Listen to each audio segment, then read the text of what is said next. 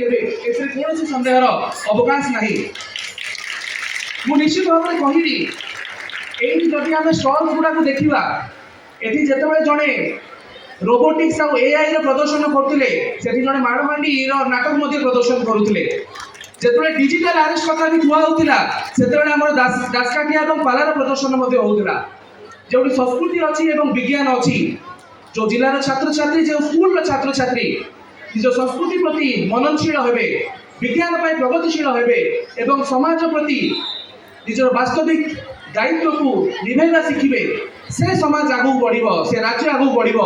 ଏବଂ 100 ବର୍ଷ ଯେତେବେଳେ ଆମେ ଓଡ଼ିଶା ଏକ ସ୍ୱତନ୍ତ୍ର ରାଜ୍ୟର 100 ବର୍ଷ ଦେବା ପାଇଁ ପାଳନ କରିବା 2036 ମସିହାରେ, ଆମେ ଆଶା କରିପାରିବା ଏକ ସ୍ୱର୍ଣ୍ଣିମ ରାଷ୍ଟ୍ର ଗଠନରେ ଆପଣ ସମସ୍ତଙ୍କର ଅବଦାନ ଅନସ୍ୱୀକାର୍ଯ୍ୟ ରହିବ। ମୁଁ ବାସ୍ ଗୋଟିଏ କଥା କହିବି, ଆମେ ଓଡ଼ିଆ ମିଡ଼ିୟମ୍, ଯେମିତି ମୁଁ ବି ଆପଣଙ୍କ ଭଳି ଗୋଟେ ଖାଣ୍ଟି ଓଡ଼ିଆ ମିଡ଼ିୟମ୍ ପିଲା, ସେଇଟା ସବୁ ଆପଣଙ୍କୁ କହିବାକୁ ଚାହୁଁଛି।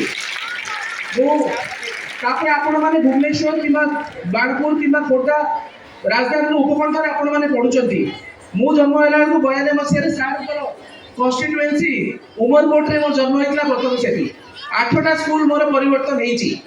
ମୋର ଖଡ଼ି ଛୁଆ ହେଇଥିଲା ମାଲକାନଗିରି ବିବିଗୁଡ଼ା ହାଇସ୍କୁଲରେ। ମୁଁ ଅକ୍ଷର ଲେଖିକି ଶିଖିଲି ନନ୍ଦପୁର ଏକ୍ସମୋଡ ୟୁପି ସ୍କୁଲ କୋରାପୁଟ ଜିଲ୍ଲାରେ। ମୁଁ ପ୍ରଥମ ବୃତ୍ତି ପାଇଥିଲି 5ମ ଶ୍ରେଣୀରେ ଗୁମା ସ୍କୁଲ ପାଲାଖେମୁଣ୍ଡିରେ। ସେତେବେଳେ ଯେତେବେଳେ ମୁଁ ଯାଜପୁରକୁ ଆସିଲି, ଲାଗିଲା ଯେ ଏଠି ଯେତେ ବଡ଼ ବଡ଼ ଇଂଲିଶ ମିଡ଼ିୟମ ସ୍କୁଲ ଅଛି, ବଡ଼ ବଡ଼ ବିଦ୍ୟାଳୟ ଅଛି, ବୋଧେ ମୁଁ କ'ଣ ତାଙ୍କ ସହିତ କମ୍ପିଟ୍ କରିପାରିବି। ସେ ଆତ୍ମପ୍ରତ୍ୟୟ ନଥିଲା, ସେ ଆତ୍ମବିଶ୍ୱାସ ନଥିଲା। କିନ୍ତୁ ମୋର ବି ଶିକ୍ଷକ ଶିକ୍ଷୟିତ୍ରୀ, ଆମର ଶିକ୍ଷା ବିଭାଗ ତଥା ଜୀବନର ବିଭିନ୍ନ କଛଟି ପଥରେ ଶିକ୍ଷାର ଯେଉଁଭଳି ନିଦର୍ଶନ ମିଳିଲା, ଯାହାଫଳରେ ମୋ ମଧ୍ୟରେ ଆତ୍ମବିଶ୍ୱାସ ଆସିଲା, ଆତ୍ମପ୍ରତ୍ୟୟ ଆସିଲା। ଯେମିତି ଆପଣମାନଙ୍କ ମଧ୍ୟରେ ଯେଉଁ ପ୍ରତିଭା ଅଛି, ତାକୁ ସ୍ଫୁରଣ କରିବାର ଏହି ମଞ୍ଚ ଅଛି। କାଲି ଆପଣମାନଙ୍କ ମଧ୍ୟରେ ବିଜ୍ଞାନୀ ହେବେ, ବୈଜ୍ଞାନିକ ହେବେ, ସାହିତ୍ୟିକ ହେବେ, ପ୍ରଶାସକ ହେବେ, ପ୍ରଶାସିକା ହେବେ। ଏବଂ ଆମେ ଦେଖିଲୁ ଯେଉଁ ମଡେଲ ପାର୍ଲାମେଣ୍ଟ ହେଉଥିଲା, ସାଂସଦ ବିଧାୟକ ହେଇକି ଜନପ୍ରତିନିଧି ମଧ୍ୟ ହେଇକି ଲୋକଙ୍କର ସେବା କରିବେ।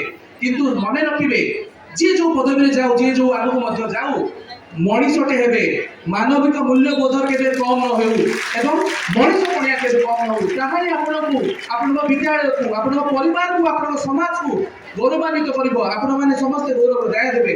ମୁଁ ଏତିକି କହିବି, ନିଜ ଭିତରେ ଆତ୍ମପ୍ରତ୍ୟୟ ରଖନ୍ତୁ, ଆତ୍ମବିଶ୍ୱାସ ରଖନ୍ତୁ ଏବଂ ସମାଜର ସବୁ ଜିନିଷକୁ ପ୍ରଶ୍ନ କରିବା ଶିଖନ୍ତୁ। ଯଦି ଆମେ ପ୍ରଶ୍ନ କରିବା, ତାହେଲେ ଭଲ ଉତ୍ତର ପାଇବା, ଭଲ ସମାଜ ଗଠନ କରିପାରିବା। ମୁଁ ବିଶେଷ କିଛି କହିବିନି, ଆମେ ମାନ୍ୟବର ମନ୍ତ୍ରୀଙ୍କୁ ଶୁଣିବା। ମୁଁ ଆଶା କରିବି ଏଇ 2 ଦିନର ସମାରୋହ ମଧ୍ୟରେ ଆପଣମାନେ ବନ୍ଧୁତା କରିବେ, ଆପଣମାନେ ନିଶ୍ଚିତ ଭିତରେ ନିଜ ମଧ୍ୟରେ ଭାବ ଆଦାନ ପ୍ରଦାନ କରିବେ ଏବଂ ଯେଉଁ ଗୋଟେ ମିନି ୱାର୍ଲଡକୁ ଏଠି ଅଣାହେଇଛି, ହସ୍ପିଟାଲ, ରୋବୋଟିକ୍ସ, ପାଲା, ଦାସକାଠିଆ, ଭାଗବତ, ଲିଟରେଚର ସବୁର ଯେଉଁ ଗୋଟେ ମହାସମନ୍ୱୟ ହେଇଛି, ଏ ସବୁର ଆସ୍ୱାଦନ ନେବେ। ଏବଂ ପୁଣି ଥରେ ଆପଣ ସମସ୍ତଙ୍କୁ, ଅର୍ଗାନାଇଜର, ଟିଚର, ଷ୍ଟୁଡେଣ୍ଟସ୍ ସମସ୍ତଙ୍କୁ ହୃଦୟର ନିଭୃତ କୋଣରୁ ଅନେକ ଅନେକ ଧନ୍ୟବାଦ ଦେଇକି ମୋ ବକ୍ତବ୍ୟ ରଖୁଛି।